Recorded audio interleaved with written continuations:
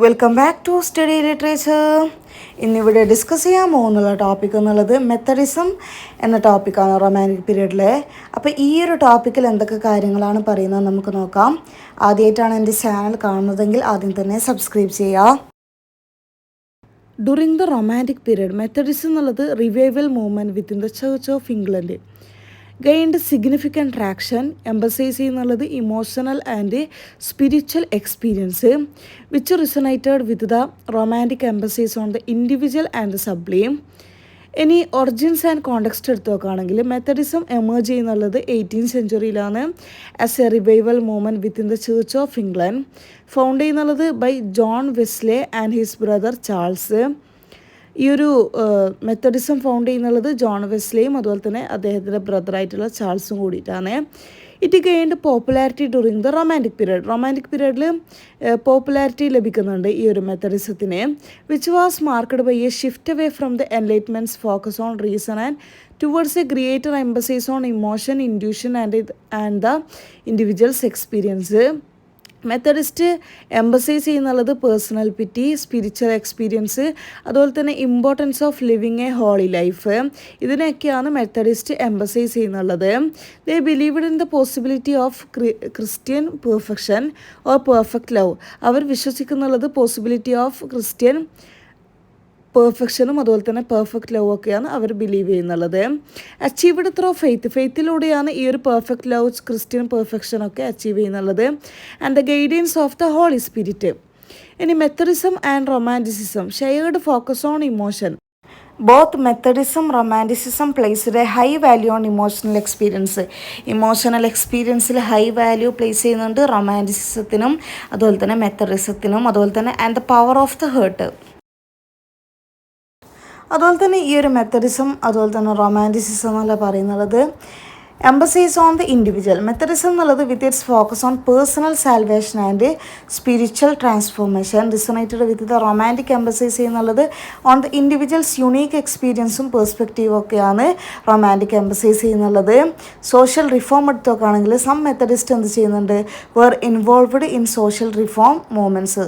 Social reform മൂവ്മെൻറ്റ്സിൽ ചില Methodist എന്ത് ചെയ്യുന്നുണ്ട്, ഇൻവോൾവ് ചെയ്യുന്നുണ്ട്. അതുപോലെ തന്നെ റിഫ്ലക്റ്റ് ചെയ്യുന്നുണ്ട് romantic ideal of improving society. Romantic ideal of improving society reflect ചെയ്യുന്നുണ്ട് ഈ ഒരു സോഷ്യൽ റിഫോം എന്നുള്ളത്. അതുപോലെ തന്നെ ആംബിവാലൻറ്റ് റിലേഷൻഷിപ്പ് എന്നുള്ളത്. While there was shared values there was also some tensions between Methodism and romanticism. മെത്തഡിസത്തിൻ്റെയും റൊമാൻറ്റിസിസത്തിൻ്റെയും ഇടയിൽ എന്ത് ചെയ്യുന്നുണ്ട്, കുറച്ച് ടെൻഷൻസ് ഉണ്ടാവുകയാണ്. Some romantics like William Wordsworth were criticise ചെയ്യുന്നുണ്ട് മെത്തഡിസ്റ്റിക്കലിനെ ക്രിട്ടിസൈസ് ചെയ്യുന്നുണ്ട് വില്യം വേർഡ്സ്വർത്ത് ഒക്കെ. അതുപോലെ തന്നെ suggesting that writing was too emotional and sentimental. അവരുടെ റൈറ്റിങ്സ് എന്നുള്ളത് ടു ഇമോഷണൽ സെൻറ്റിമെൻ്റൽ ആണെന്ന് സജസ്റ്റ് ചെയ്യുന്നുണ്ട്.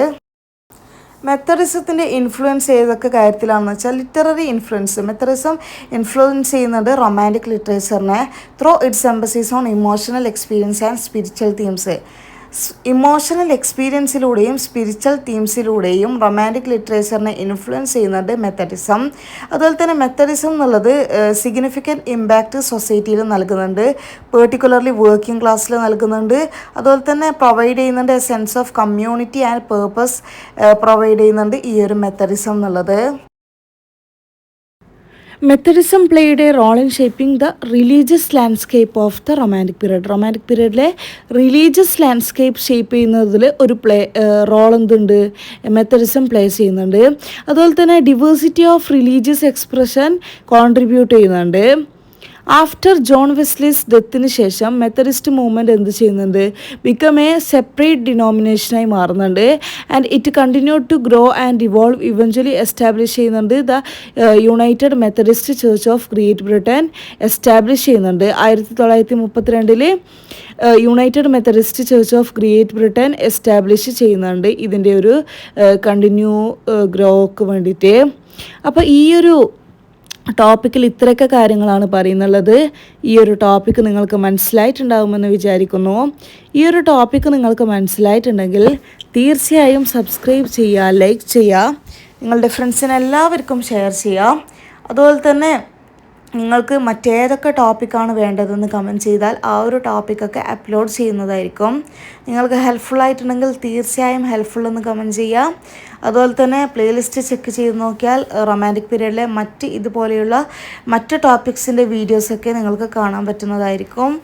So subscribe for more uploads and more topics about romantic period, and also we upload more topics about Victorian period and film studies in for some.